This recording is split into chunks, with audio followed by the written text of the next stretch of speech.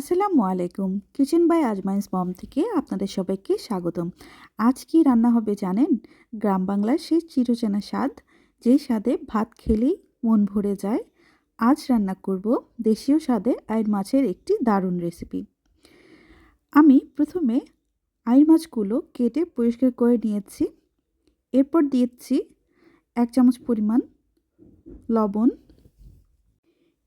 এরপর দিয়ে দিব হাফ চা চামচ হলুদের গুঁড়ো এবং দিয়ে দিব হাফ চা চামচ মরিচের গুঁড়ো।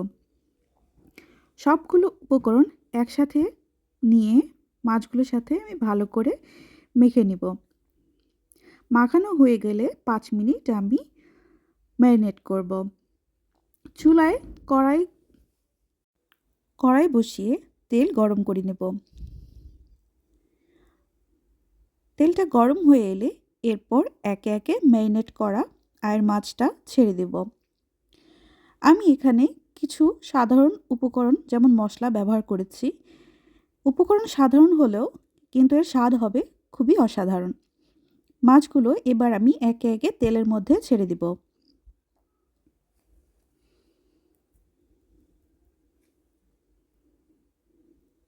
মৃদু আঁচ রেখে মাছগুলো 2 পিঠ আমি ভালো করে ভেজে নিয়ে এখন নামিয়ে নেব।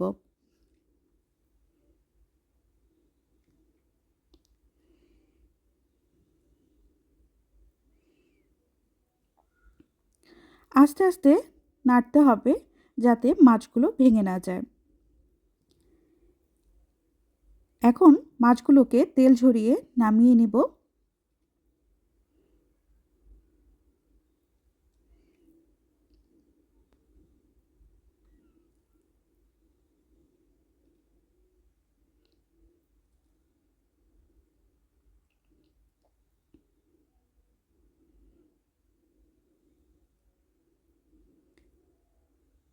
মাছগুলো নামানো হয়ে গেলে এখন গরম তেলে আমি দিয়ে দিব 2 চামচ পরিমাণ আদা আর রসুনের বাটা।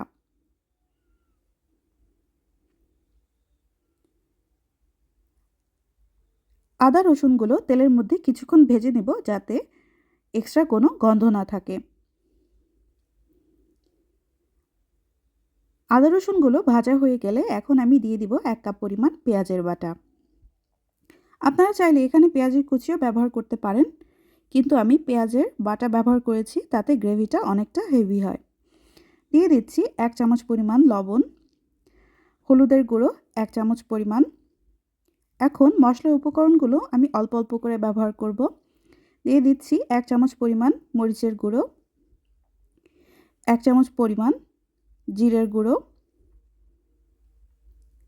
সব উপকরণ দিয়ে এখন মশলাগুলোকে ভালো করে আমি কষিয়ে নিব।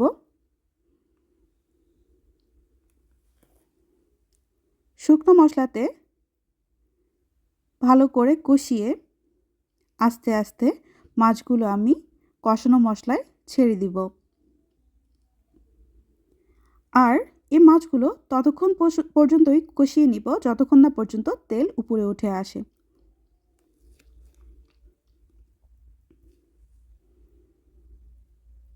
আস্তে আস্তে মাছগুলো মশলার মধ্যে দিয়ে দেওয়ার পরে খুব ভালো করে আস্তে নেড়ে নিতে হবে যাতে মাছগুলো ভেঙে না যায় আর পুরো স্বাদটা যাতে ভেতরে ঢুকে যায়।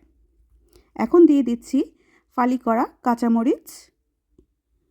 কাঁচামরিচটা ফালি করে দিলেই ভালো হয়। এখন আস্তে আস্তে মাঝারি আঁচে কিছুক্ষণ রান্না করে নিয়ে দিয়ে দিচ্ছি গরম মশলা গুঁড়ো হাফ চা চামচ।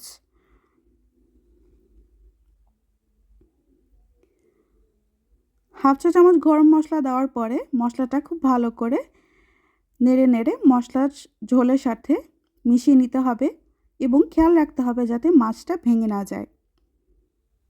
চুলায় মাঝারি আঁচ দিয়ে 2 মিনিট রান্না করে দিয়ে দিচ্ছি 1 কাপ পরিমাণ পানি। এই কিছুক্ষণ মাঝারি আঁচে রান্নার পরেই আপনারা ঠিকই খেয়াল করতে পারবেন যে কিছুক্ষণের মধ্যেই রান্নাঘরে ছড়িয়ে পড়বে দেশি স্বাদের সেই মন মাতানো ঘ্রাণ। এখন ঝোলটা কমে আসা পর্যন্ত মাঝারি আঁচে 5 মিনিট আমি রান্না করব। দেখুন তো ঝোলটা কত সুন্দর হয়েছে। গরম ভাতের সাথে এই আয়ের মাছের ঝোল হলে আর কিছুই লাগে না। এখন দিয়ে দিচ্ছি কুচি করা ধনিয়া পাতা। ধনিয়া পাতাটা এক্সট্রা একটা সুন্দর ঘ্রাণ এবং ফ্লেভার অ্যাড করবে। ধনিয়া পাতাটা ভালো করে মিশিয়ে নিয়ে আমি আরও 2 মিনিট মাঝারি আঁচে মাছটাকে রান্না করে নেব। মাছটা আমার হয়ে এসেছে। দেখেছেন কি সুন্দর হয়েছে না ঝোলটা? এখন আমি নামিয়ে গরম গরম পরিবেশন করব।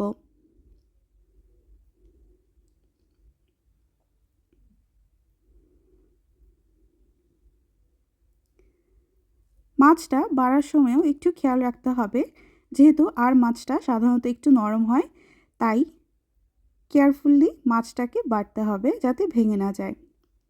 দেখেছেন কি সুন্দর হয়েছে? আমার এই রেসিপিটি যদি আপনার ভালো লাগে একটা লাইক দিন, চ্যানেলটি সাবস্ক্রাইব করুন এবং কমেন্টে জানাবেন কেমন লাগলো আমার এই রেসিপিটি। আর কিচেন বাই আজমাইন্স মম চ্যানেলটি আপনারা ফলো করবেন।